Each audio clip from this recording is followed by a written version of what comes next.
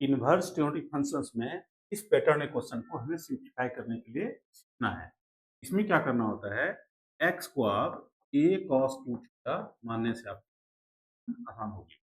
इसका मतलब हो गया x by a equal to cos of 2 theta और 2 थीटा की वैल्यू हो जाएगा cos inverse x by a। इसको ध्यान रखना है, आगे काम है।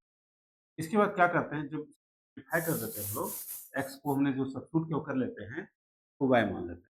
तो y equal to you get tan inverse root under a minus x a plus x. हमने क्या कहा था, x को आपको क्या मानना है, a cos 2 थीटा, और ऐसा मानने से क्या होगा, ये हो जाएगा आपका tan inverse root under a minus a cos 2 theta upon a plus a cos 2 theta. अब एक कॉमन लेके आप कट कर सकते हैं, ये हो गया आपका tan inverse root under 1 minus cos 2 theta upon 1 plus cos 2 theta. आपको पता होगा कि 1 माइनस cos 2 थीटा जो होता है वो होता है आपका 2 times of sine square theta, और साथ ही साथ 1 प्लस cos ऑफ 2 थीटा जो होती है वो होता है आपका 2 times of cos square theta.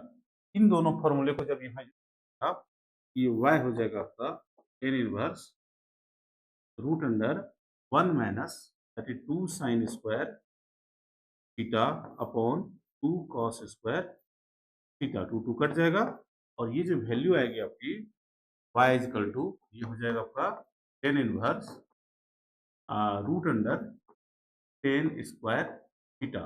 आपको पता है रूट अंडर एक्स स्क्वायर को हम लोग मोड एक्स लिखते हैं।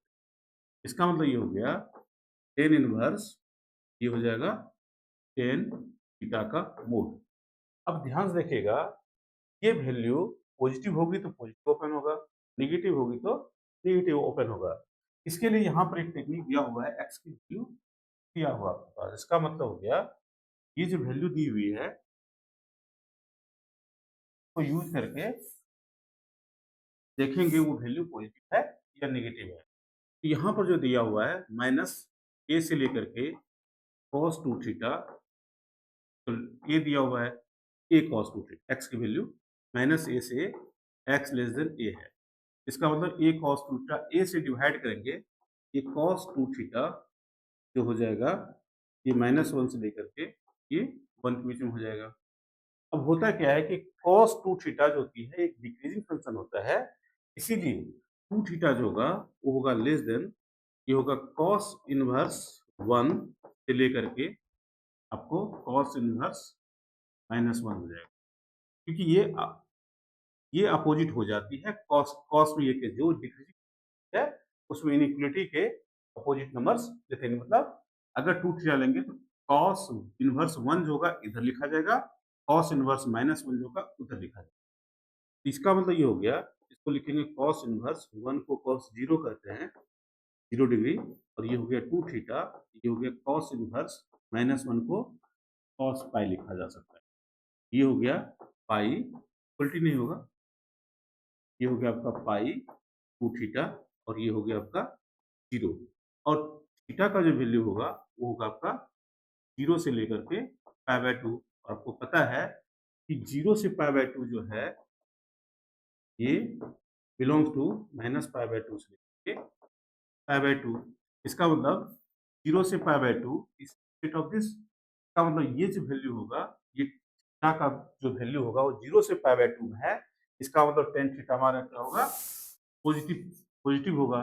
तो पॉजिटिव होता है तो मोड क्या होती है, पॉजिटिव ओपन होती है। इसका मतलब ये हो गया tan थीटा।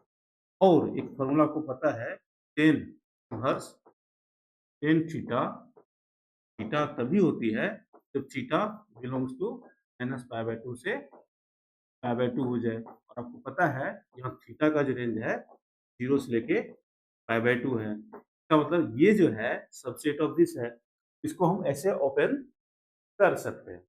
अब बात आती है कि ये तो थीटा हो गई, बट थीटा तो हमें आंसर नहीं चाहिए, हमें तो एक्स में आंसर चाहिए। आपको मैंने बताया था थीटा का जो वैल्यू था, थीटा हमने जो माना था x equal to a cos of 2 theta.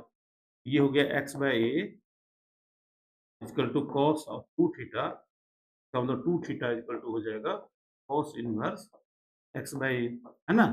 हमें थीटा चाहिए, इसका थीटा वैल्यू हो जाएगा half cos inverse x by a, ये हो गया। और हमें जो वैल्यू चाहिए था y का, तो y का जो वैल्यू हो गई वो क्या हो गया, y इक्वल टू हो गया हमारा जो सिम्प्लिफिकेशन हो गया वो half of cos inverse x by a. This is the right answer of this important 2 marks or 3 mark questions. I hope you understand. Thank you.